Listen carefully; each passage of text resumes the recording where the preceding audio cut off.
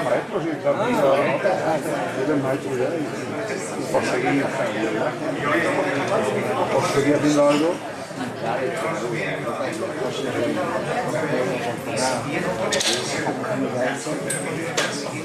Yo sí quiero que él vea que valore. Pasa que el enfoque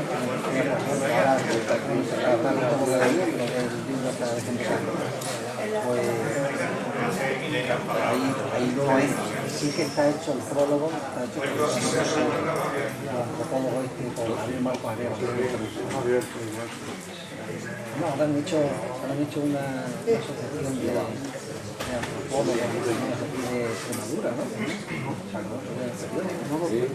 No, precisamente Sí, Javier Marcos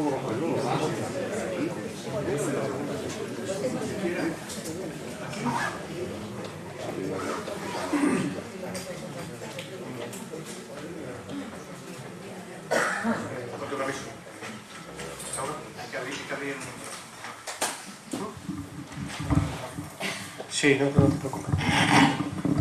Buenas noches, señoras y señores. Estoy viendo que están entrando y ya.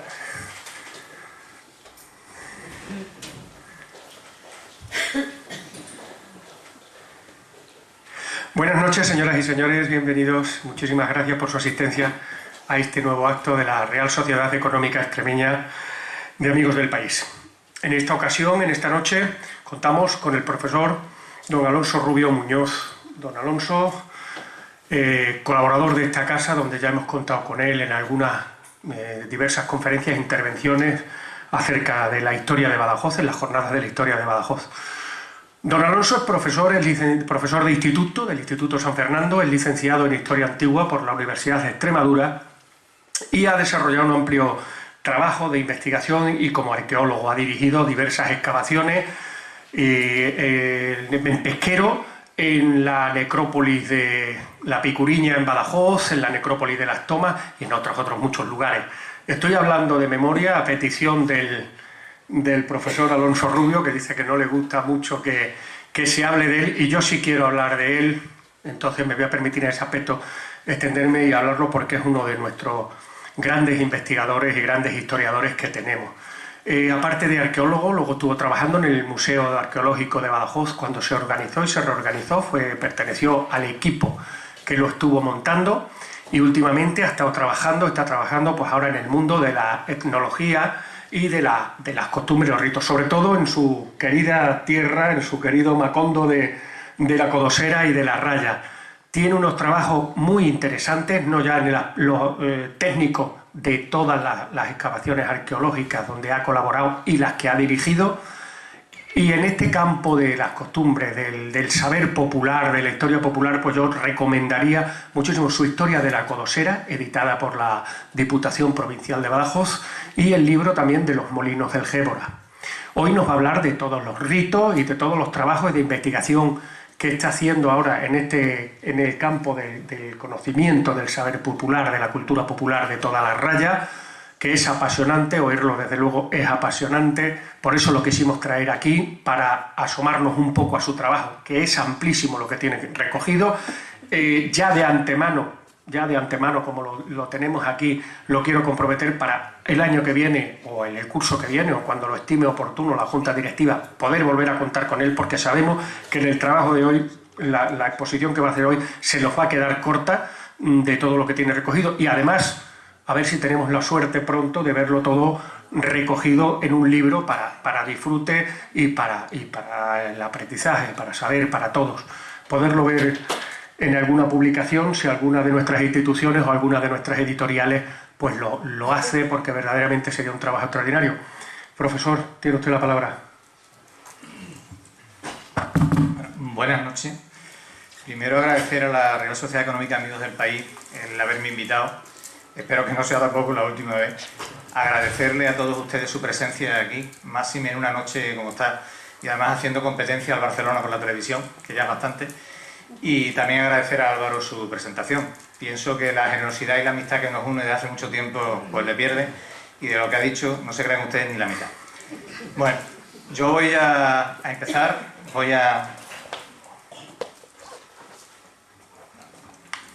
no sé si... El tema que nos ha convocado hoy aquí, como decía Álvaro, es un tema tremendamente amplio y muy pretencioso si por mi parte, primero, aspirase a conocerlo todo, que es imposible, y segundo, tampoco poderlo exponer aquí. Es el mundo de lo que son las tradiciones, las supersticiones, los ritos, las creencias populares, que se han ido almacenando, no digo durante siglos, sino durante miles de años, y que por fortuna algunas de ellas han llegado hasta nosotros. La mayor parte, por desgracia, se han perdido. Ha sido precisamente una zona pues bastante deprimida, bastante marginal, y eso ha hecho que el conocimiento tradicional, pues en su mayor parte, como les digo, pues haya desaparecido, y lo que conservamos es, como se suele decir, posiblemente ni tan siquiera la punta del iceberg. A la hora de encuadrar geográficamente el espacio sobre el que versa esta exposición que voy a hacer hoy, pues tenemos dos referencias. Una al norte, que viene marcada por la zona en España de Valencia de Alcántara, en la zona de Portugal, la zona de Marbao, y al sur, en la parte española, por los llanos de Olivenza, y en la zona portuguesa, por lo que es la zona de Juromeña. Entre medios, pues podemos localizar muchas poblaciones, como es el caso de San Vicente de Alcántara, Valencia de Alcántara, Alburquerque, Villar del Rey, La Codosera, todos los pueblos que están alrededor de Olivenza, como Cheles, Alconchel, en el lado portugués, pues Alangroal, Juromeña, Campomayor, Portalegre, Marbao, San Salvador de Arameña. Es decir, una zona tremendamente amplia. ¿Por qué esa zona y no otra? Por varias razones. Primero, lo digo claramente, por razones emotivas. Yo he tenido la suerte de, cuando era pequeño, por temporada, ser un niño de pueblo, ser un niño de campo, donde yo aprendí muchísimas cosas que mis amigos ni yo en Badajoz sabíamos. Eso es algo que tengo que agradecer toda la vida a mi infancia en La Codosera. Y por otra parte también por motivos profesionales. Durante 10 años estuve trabajando en Olivenza, y ahí tuve la ocasión también de entrar en contacto con muchísimos conocimientos que de otra forma no hubiera podido llegar a tenerlo.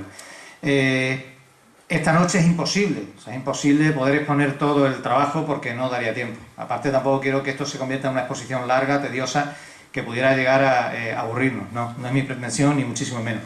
Lo que sí me gustaría dejar claro es que es una zona que, debido a ese aislamiento secular que ha tenido, por muchísimas razones, ha conservado lo que no se ha conservado en otras zonas y que prácticamente pues ya es irrecuperable.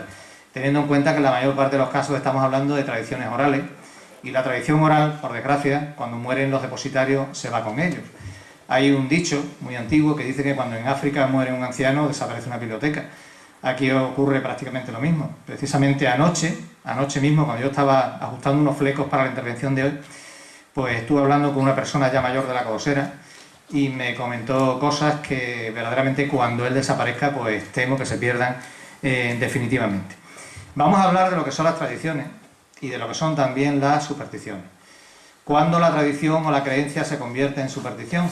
Bueno, pues se convierte en superstición precisamente cuando deja de ser un saber o un conocimiento que podemos considerar nosotros vigente y queda desplazado a un segundo plano o en una vía muerta por lo que supone la innovación, lo que está recién llegado y lo que, por decirlo de alguna manera, es lo que en ese momento pues es capaz de solucionar las distintas cuestiones que se vayan planteando. Desde el punto de vista,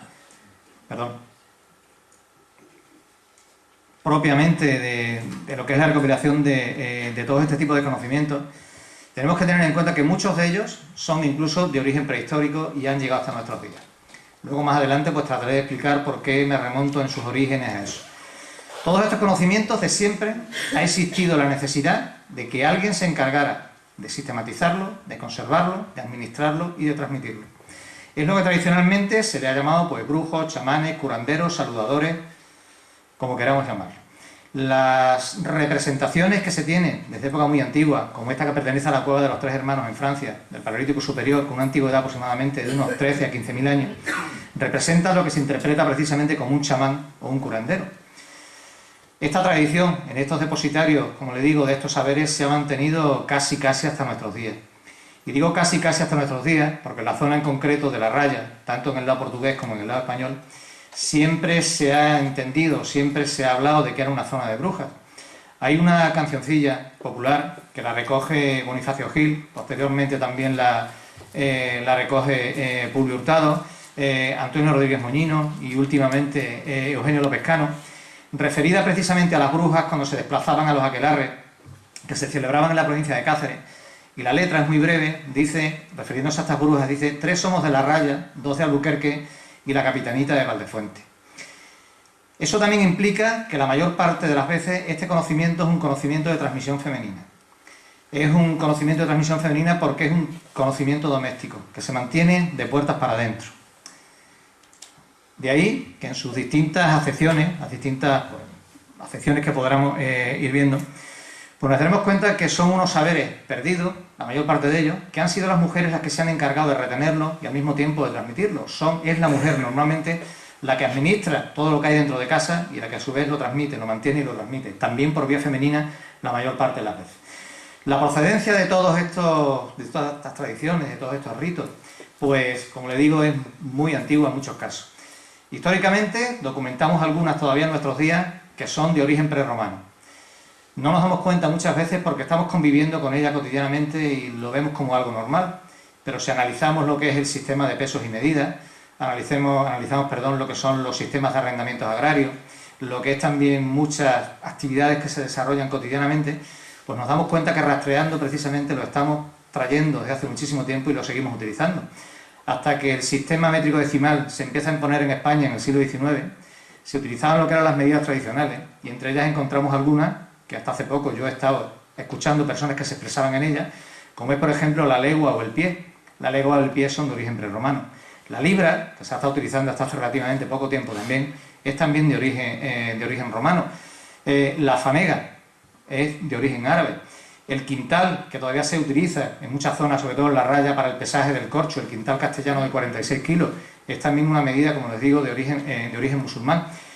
En la lengua, en lo que es el lenguaje coloquial, también tenemos esas pervivencias. Ya Corominas, en el año 1957, cuando publica su monumental diccionario etimológico, señala no menos de 120 palabras en el lenguaje habitual que son de origen prerromano. Posteriormente, los estudios de Untermann y sobre todo del profesor Antonio Tobar, en su Iberische Landeskunde y en otras publicaciones, y posteriormente ya recogidos también en lo que es la última edición del diccionario de la Real Academia Española, recogen no menos de 500 palabras, como les digo, de origen prerromano, que muchas de ellas las seguimos utilizando.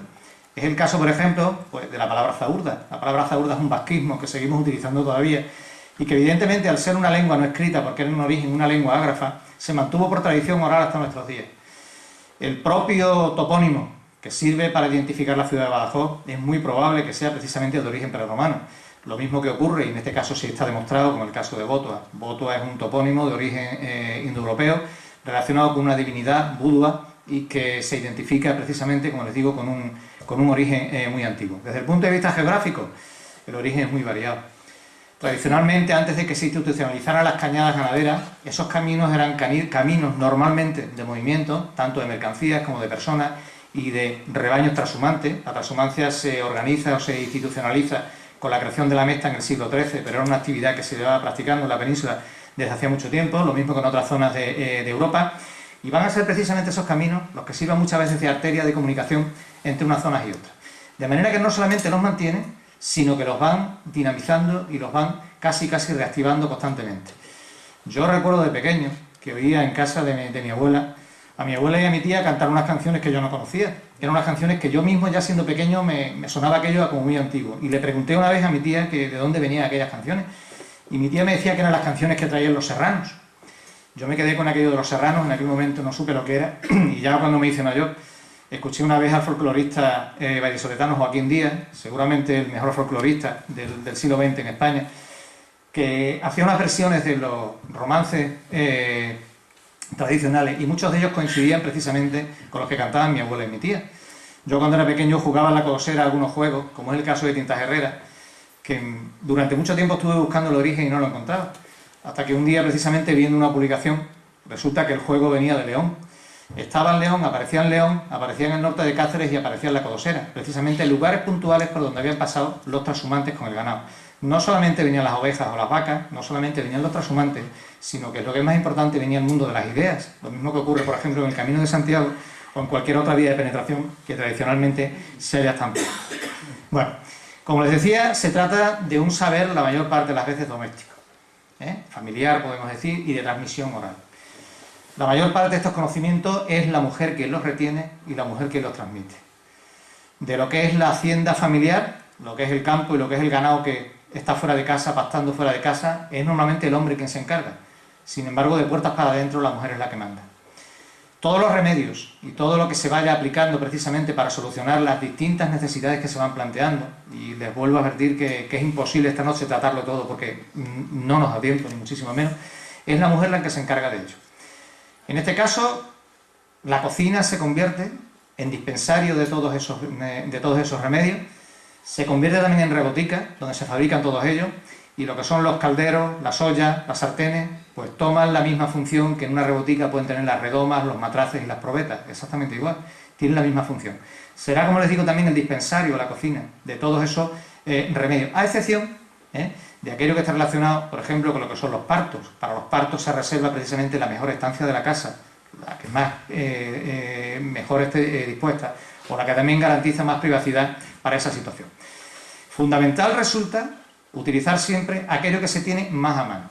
Y lo que se tiene más a mano, la mayor parte de las veces, lo más barato y lo que más fácil resulta conseguir. De ahí que la mayor parte de los remedios, pues sean, como les digo, remedios caseros, bien sean de origen animal, de origen mineral, vegetal o exótico.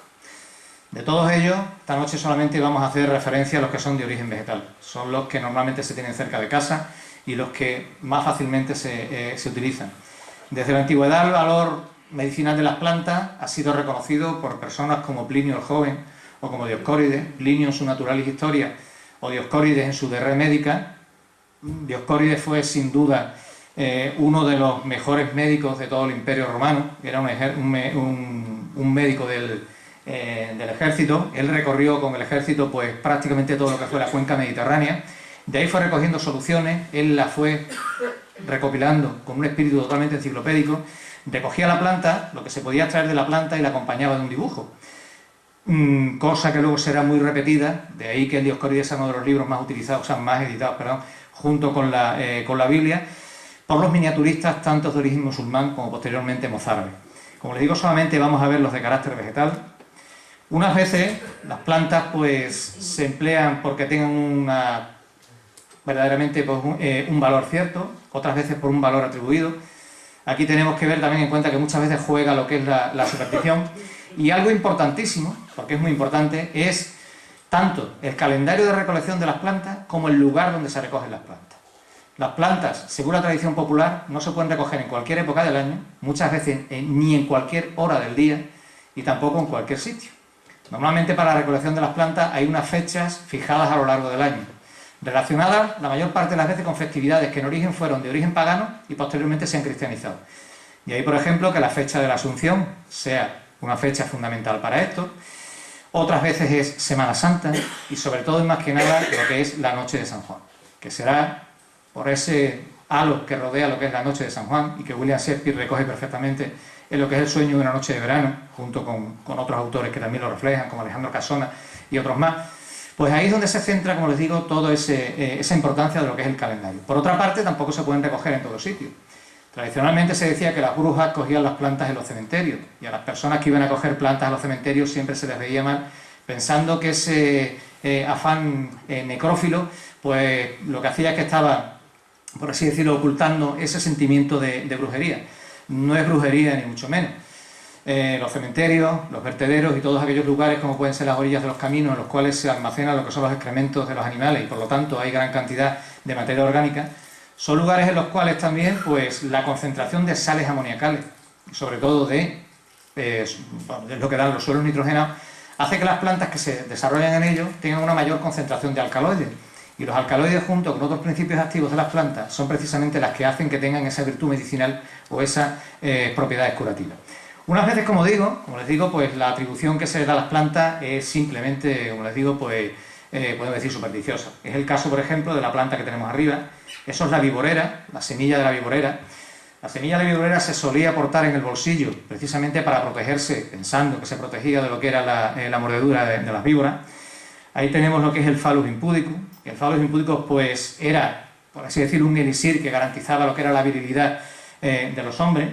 En la parte de abajo nos encontramos el beleño Oceanus niger, que es una de las plantas que más se emplea en la brujería. Se utilizaba precisamente para prevenir lo que eran los dolores de muela, por la similitud que tiene con lo que es una muela, la parte de abajo recuerda las raíces. La otra es la rosa canina o el rosal canino, se asemeja a lo que es una mandíbula de un cánido, bien sea un perro o un zorro, y se utilizaba precisamente con fines profilácticos para evitar las mordeduras de animales rabiosos. Otras veces, la forma como ocurre aquí, esto es una nuez, la nuez se asimila con el cerebro. Se pensaba que el consumir muchas nueces pues protegía de lo que eran los dolores de cabeza y cualquier problema que pudiera haber dentro del cráneo. Otra planta que tenemos aquí es la Aristoloquia pistoloquia. La Aristoloquia pistoloquia recuerda lo que es una vagina. La Aristoloquia se administraba en infusión a las mujeres llegado el momento del parto, precisamente para facilitar lo que era la dilatación.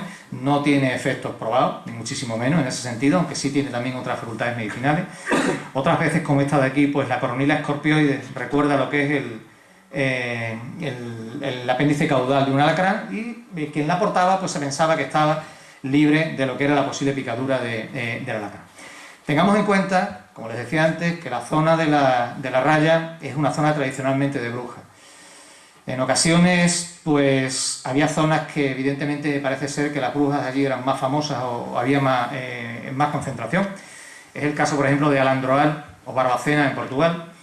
Por el norte, algunas de las aldeas o caseríos que rodean Valencia Alcántara, como es el caso de la Fontañera o también de la Ceña de la Borrega. Otras veces también, por ejemplo, se tenía otras tradiciones como es la del lobisome o la del hombre lobo, que esa todavía he oído yo referencias en los principios de los años 80 de lo que era la creencia, pero a pie juntilla, de lo que era el hombre lobo, en una de sus acepciones, porque el hombre lobo tiene muchas versiones, y eso demuestra, como les digo, su arcaísmo. A veces hay incluso brujas que se conocen por su nombre. Es lo que ocurría, por ejemplo, en Olivenza con Gurumiña. Gurumiña era una bruja muy famosa. Castora he llegado a conocerla en Olivenza. O un curandero también muy famoso como en Olivenza, que fue Quebrafuso, al cual la Inquisición pues le hizo la vida imposible. En la zona de la Cobosera pues estaba la tía Lecherona.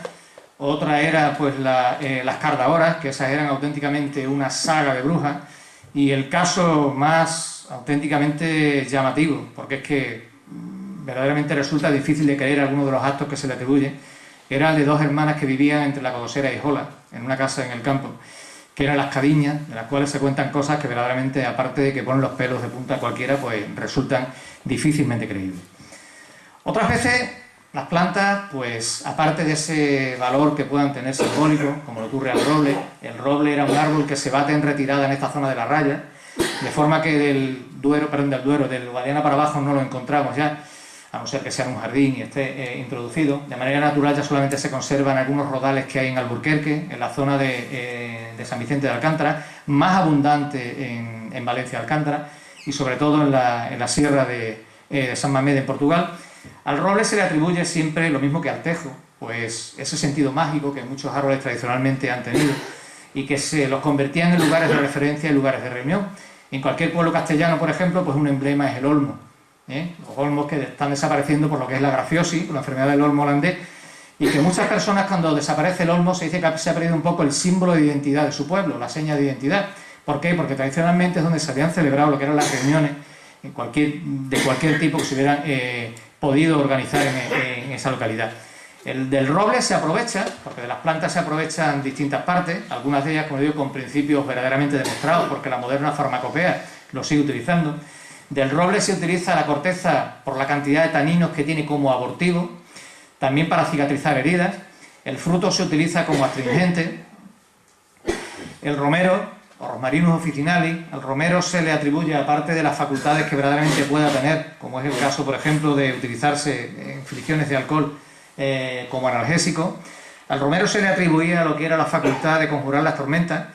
Normalmente en Semana Santa se cubría el piso de las iglesias de romero, y durante la celebración de los oficios, llegado el Viernes Santo, este romero se recogía, se hacían manojos con ellos, y normalmente el sacristán o los monaguillos, en toda la zona de la raya, pero curiosamente tanto en el lado portugués como en el lado español, iban por las casas vendiendo estos ramitos y se guardaban precisamente en la creencia de que iban a proteger del efecto nocivo de las tormentas. Otras veces, por ejemplo, el endrino. El endrino ha sido una planta que se ha utilizado y se sigue utilizando mucho todavía en lo que es el entorno de Alburquerque, San Vicente de Alcántara, la Codosera, por la facultad que se le atribuye precisamente, y no es una facultad, es que está demostrado, precisamente de ser antidiarreico. Eso en el caso del fruto. En el caso de la hoja, todo lo contrario. La hoja en infusión también, el efecto que tiene es totalmente lo contrario. Las setas tienen poco empleo en lo que es la medicina. Tanto la manita faloides, faloides como la panterina que está aquí, la faloides no, bueno, una manita, esta como esta, son dos plantas de las que se extrae solamente veneno. No se emplean para nada más. No existe, o no existía, mejor dicho, perdón, hasta hace poco tiempo una verdadera cultura micológica en la zona de la raya. Todas las setas se denominaban tortullos, y la mayor parte de ellos no eran comestibles, pero simplemente por miedo. Ahora es que se está introduciendo precisamente esa cultura micológica, porque además es una zona muy rica en setas. De las setas se sacaba, se utilizaba fundamentalmente para obtener veneno, en lo que eran los rituales de brujería. Tanto lo que son las setas como de origen animal, y los de origen animal nos vamos a tocar, del sapo se sacaba un principio activo que es la bufotenina. La bufotenina es un veneno bastante tóxico que se extraía precisamente dejando a los sapos colgados cabeza abajo hasta que morían, y la sustancia que sudaban tenía una alta concentración, como les digo, en bufotenina, que se utilizaba como veneno. Otras plantas como la digitalis purpúrea, se utiliza como tónico cardíaco. En nuestros días se utiliza un principio farmacológico que es la digitalina. La digitalina, bueno, pues es un tónico cardíaco, aplicado en dosis reducidas, pues puede provocar una reactivación de lo que es el pulso cardíaco para aquellas personas que tienen el pulso muy bajo, pero en altas concentraciones puede provocar unas arritmias que pueden llevar incluso hasta la muerte. Y esto todo se sabía ya en lo que era la zona de la raya. Otras veces, como esta, es la ortiga. La ortiga es una planta que se utiliza sobre todo para cocimiento, tiene un poder antiséptico para curar heridas, también se utiliza precisamente como antidiarreico, es vasodilatador, con lo cual facilita también lo que es la circulación sanguínea. El cantueso sobre todo para lo que era el lavado de heridas y para que cicatrizasen, es vulneraria, lo mismo que otras que vamos a ver luego.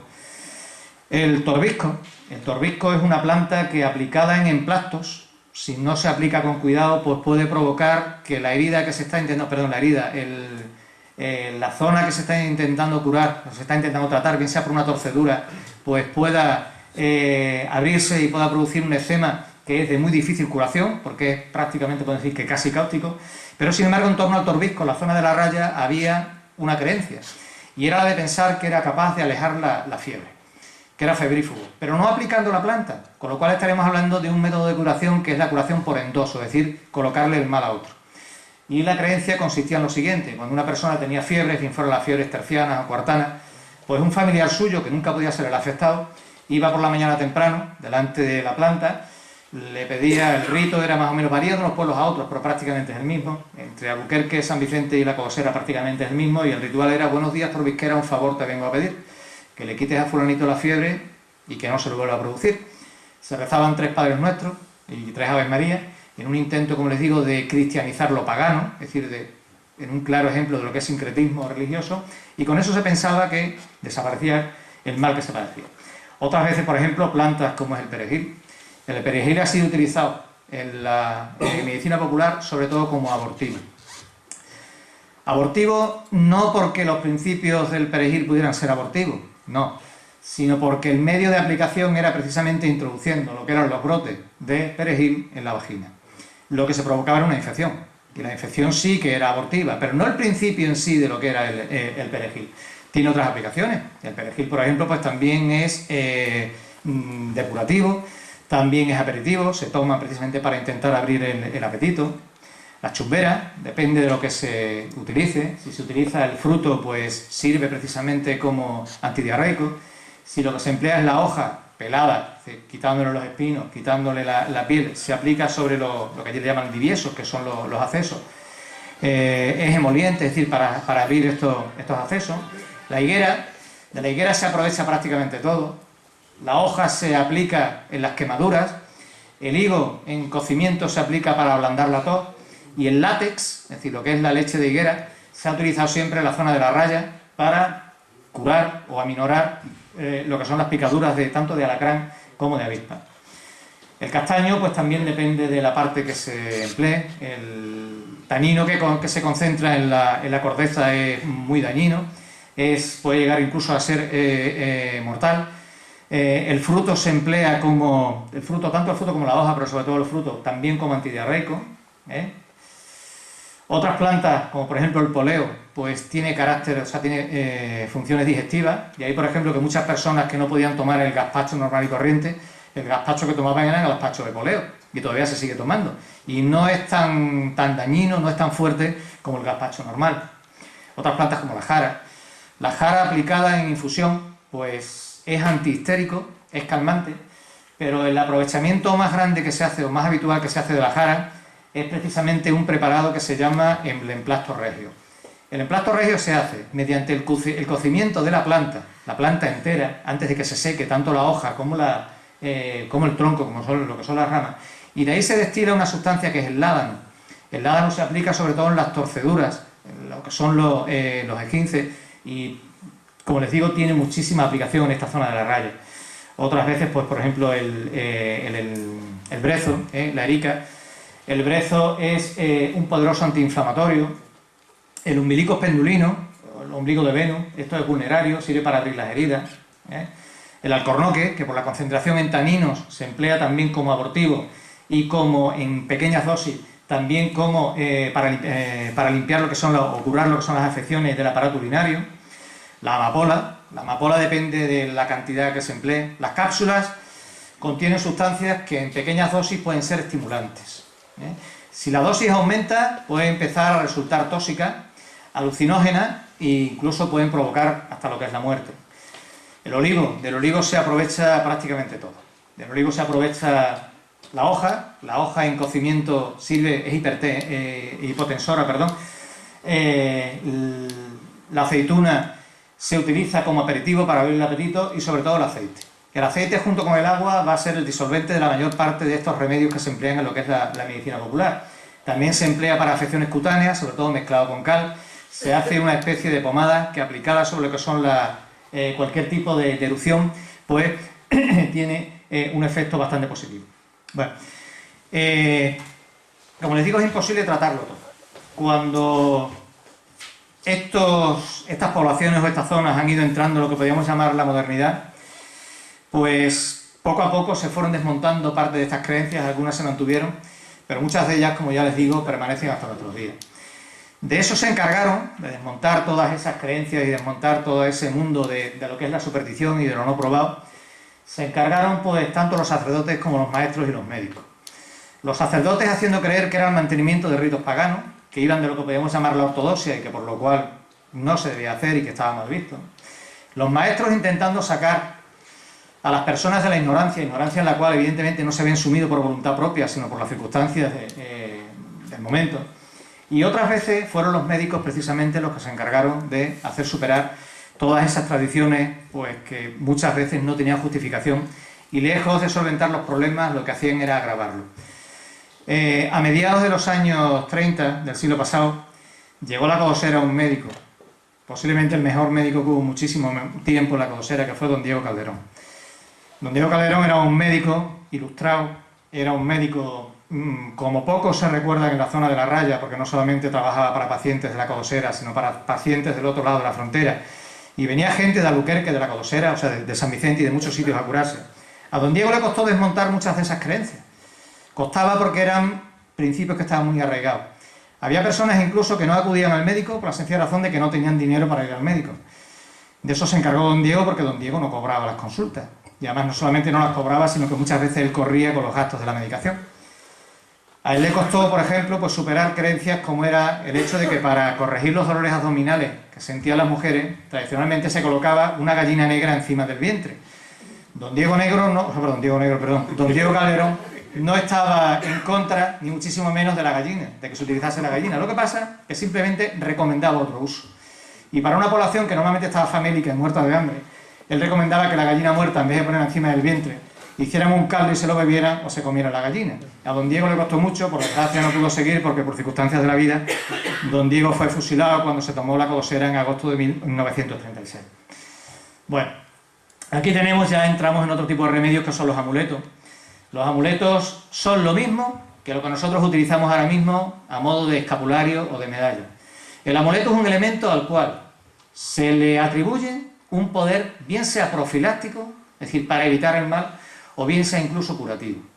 En la zona de la raya está muy extendida la creencia de que las puntas de rayo, como se le llama, son capaces de prevenir el que pueda caer otro rayo en el lugar donde se conserva.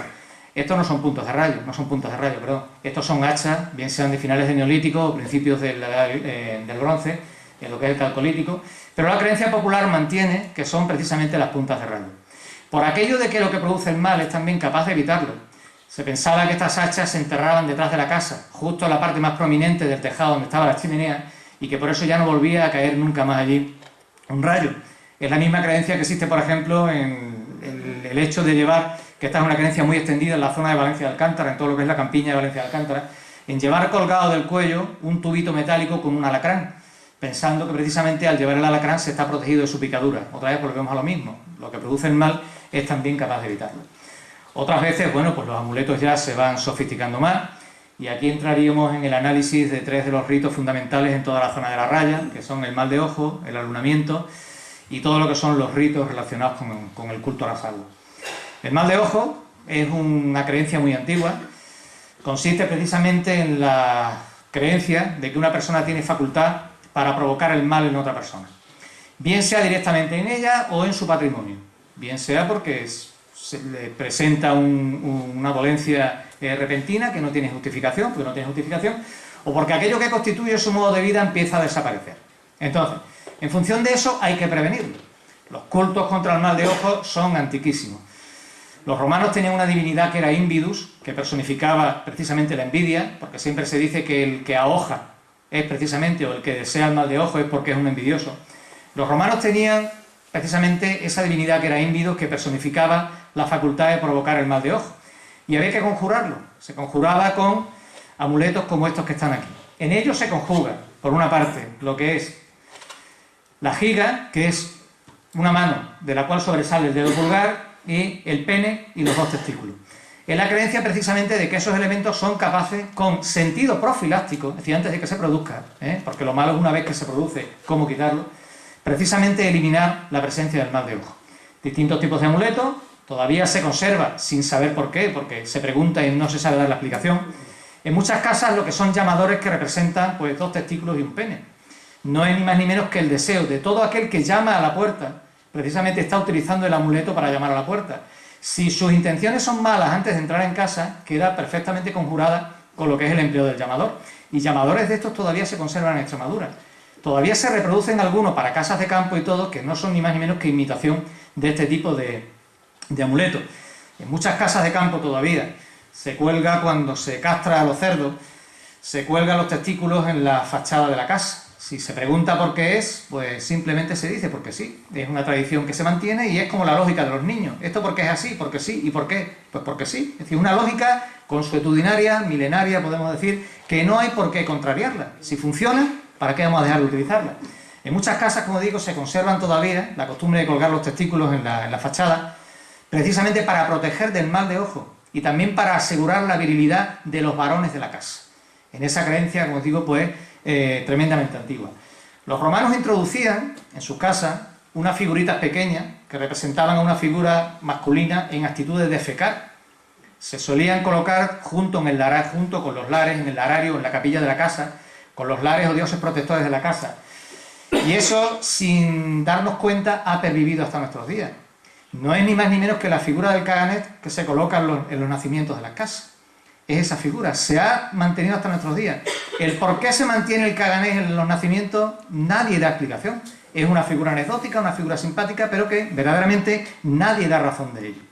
Cuando se manifiesta el mal de ojo, cuando ya el mal de ojo, por así decirlo, pues se está manifestando, hay que realizar un rito pues para averiguar si verdaderamente es mal de ojo lo que se padece, un rito auspicial, que coincide mucho con lo que son los ritos relacionados con los cultos a la luna.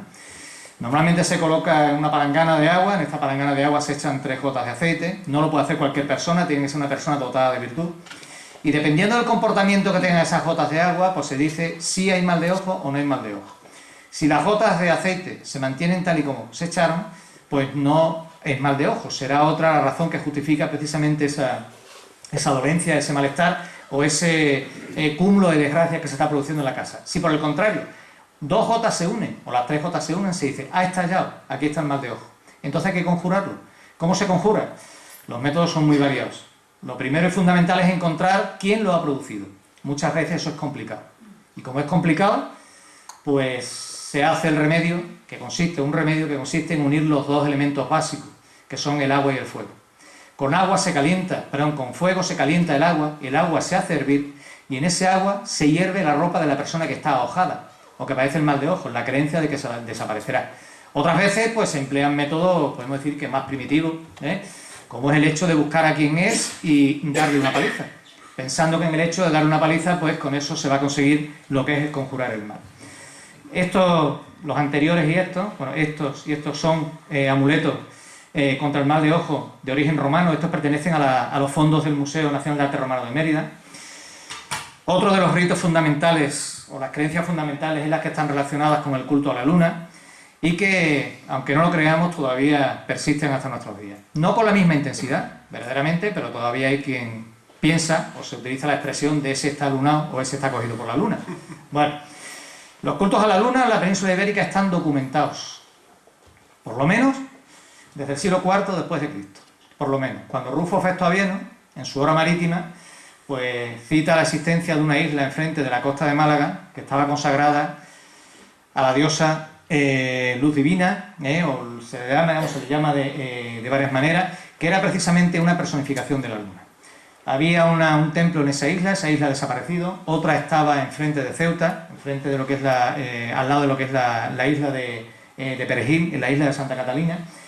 Pero es posible que esto podamos retrotraernos más en el tiempo, casi otros 1000 años más.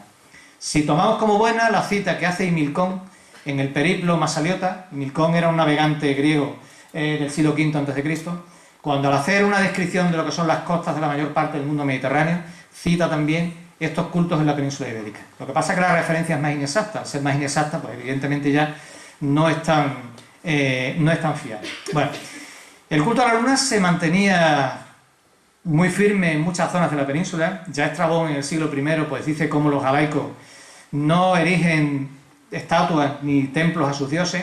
Sin embargo, sí se reúnen en las noches de plenilunio precisamente a adorar a la luna. Es una de las divinidades preferentes que ellos tienen o principales, y cómo hacen unos extraños cantos que asemejan a lo que es el canto de los pájaros nocturnos. Caro Baroja, el que sin duda ha sido Julio Caro Baroja el mejor folclorista y el mejor etnógrafo de todos los que han existido en España, dice que todavía a principios del siglo XX en la montaña de León, en la zona de los Ancares, se hacían reuniones en las noches de plenilunio y que los jóvenes hacían un canto que era una cosa así como muy parecido a lo que es el canto también de las aves nocturnas. No es ni más ni menos que el mantenimiento con 2000 años de diferencia, o 2000 años de separación de lo que son cultos arcaicos. Ahora, ¿cómo se manifiesta y en qué consiste el influjo de la luna? Bueno, tengamos en cuenta que la luna y el sol son elementos contrapuestos. El sol actúa de día, cuando todos estamos levantados, se le da carácter femenino, o sea, carácter masculino, perdón. El sol calienta, el sol ilumina, y la luna es todo lo contrario. La luna actúa de noche, cuando la gente duerme, no emite luz, y además es mudable, no da siempre la misma cara, va cambiando de fase. Cuando uno cambia de cara, hoy da una cara, mañana da otra, es poco de fiar. Al mismo tiempo, durante 2 días al mes, a la luna no se la ve, no se sabe dónde está, qué puede estar haciendo, qué puede estar maquinando la luna en esos momentos. Por otra parte, el sol es una divinidad o una creencia que se asimila a divinidades masculinas, y la luna todo lo contrario, es femenina. ¿Cómo se manifiesta? Pues también lo mismo que el mal de ojo, con una serie de malestares, una serie de dolencias que pueden sufrir, sobre todo los niños. Cuando un niño llora y no se sabe por qué llora, se dice que el niño está cogido por la luna o está alunado. Y sobre todo lo que hay que intentar es que no se lleguen a producir los efectos. Siempre la medicina popular la medicina tradicional, ha sido una medicina más preventiva que paliativa, en la creencia precisamente de que paliar muchas veces los males es mucho más difícil, por lo tanto vamos a intentar paliarlo. ¿Cómo se manifiesta? Se manifiesta, como les digo, con una serie de dolencias, una serie de problemas. Para ello hay que evitar, en la medida de lo posible, que la luna pues dé a los niños. Las noches de luna llena a los niños no se les puede poner a la luna. La ropa que está tendida, si hay luna llena hay que recogerla. Yo de pequeño, pues en esos maravillosos años que yo pasé en el campo, tuve la suerte de dormir más de una vez en la era cuando estaba allí la parva para trillarla, y recuerdo cómo cuando había luna llena, el botijo siempre se tapaba con un paño. Yo pensaba que el botijo se tapaba con un paño para que no entrasen los bichos, pero no se tapaba con un paño para que no entrasen los bichos, se tapaba precisamente para que no le diese la luna, en la creencia precisamente de que ese agua podía estar alunada y podía hacerle efectos negativos a la persona que lo padecía, que la bebiera. Y así con todo, no exponer, por ejemplo, la carne a la luna, porque también la puede corromper, colabora precisamente en lo que es también la pudrición de la carne, y siempre, como digo, pues hay una asimilación de carácter maléfico. La luna personifica en muchos casos el mal. Entonces, es, como les decía, una divinidad asociada en el mundo antiguo pues con Hécate, una divinidad menor del panteón griego, que viene del mundo de Asia Menor, y que tiene, como les digo, siempre ese sentido funerario, o sea, sentido negativo, y que se asimila también con el mundo funerario. A la luna se la asimila con la muerte.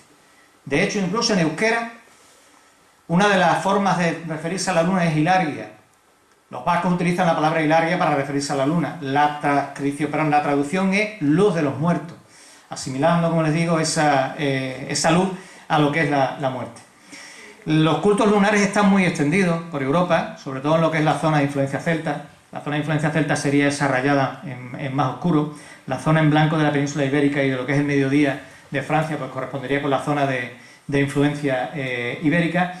Y son cultos, como les digo, que se arrastran desde la antigüedad, cultos todavía muy arraigados en muchas zonas, de manera que todavía pues, se sigue creyendo en ellos, y asociados, como les digo, también a lo que es el mundo funerario. Los crecientes lunares se asimilan al mundo funerario. La luna es la morada de los muertos. Cuando la luna se presenta, o cuando la luna aparece, pues hay que andar con precaución.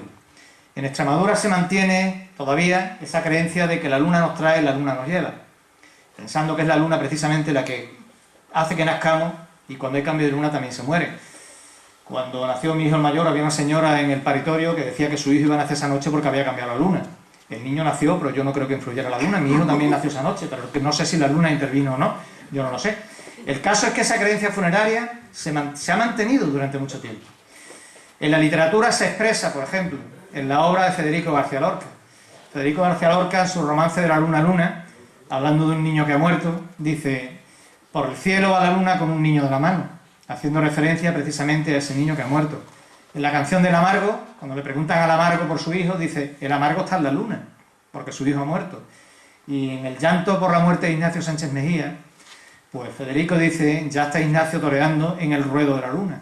El ruedo de la luna no es ni más ni menos que lo que sería la plaza de los muertos. Sánchez Mejía había muerto de una cornada, y ese mismo día él escribe esa elegía dolorosa precisamente pensando en su figura. La luna, como les digo, tiene carácter femenino. De la luna hay que protegerse. ¿Cómo se protege uno de la luna? Bueno, la luna actúa de noche, cuando estamos todos acostados y nadie prácticamente está mirando, y además, como les digo, hay que protegerse de la luna. La luna también, por pura coquetería femenina, pues le gusta verse reflejada, como le gusta a las mujeres, a los hombres también, por supuesto, mirarse en los espejos. Entonces era normal en Extremadura colocar estos símbolos lunares en la chimenea, de forma que cuando la luna discurría, iba pasando y recorría los tejados, al verse reflejada en los tejados, se pensaba que no entraba en la casa. Cuando la casa se cierra por la noche, la única zona que queda abierta es el tiro de la chimenea. Yo recuerdo todavía, de pequeño, ver cómo cuando nos íbamos a acostar, se apagaba la lumbre, y sobre la ceniza de la lumbre se hacía una cruz con la tijera, o sea, con la tenaza, perdón, o se quedaban las tenazas abiertas en la morilla formando una cruz, pensando precisamente que eso evitaría que la luna entrase por el tiro. No solamente los crecientes lunares, como vemos ahí, sino también la flor de 6 pétalos. Otras veces pues son distintos símbolos que se mantienen. Símbolos como este que aparece aquí, que este es un símbolo que viene de la zona del Indo. Este es un símbolo que se lo trae precisamente Alejandro Magno en el siglo IV a.C., se lo trae hacia Occidente. De él evoluciona lo que es la esvástica, la que luego asimiló lo que es la Alemania nazi como símbolo representativo. Otras veces pues nos encontramos símbolos como estos, que conjugan también con lo que son los espantabrujas para evitar que entre la luna. Aquí se ve con más detalle. O este otro que está aquí, que procede de la Cobosera, en el cual, para darle todavía más fuerza, pues no solamente es un símbolo lunar, son dos símbolos combinados, una media luna arriba y otra abajo. Por si no basta con una, pues ponemos otra para que haga más efecto. Y esos eran símbolos que, lo mismo que los espantabrujas que existen en esta zona, sobre todo de Olivenzas, donde más se conservan, en la zona de San Jorge de Alor, en la zona también de Cheles se conserva mucho todavía, tenían, como les digo, ese sentido profiláctico. Bueno, si se piensa que alguien está cogido por la luna, verdaderamente hay que certificarlo. Si verdaderamente pues ese alunamiento existe o no existe.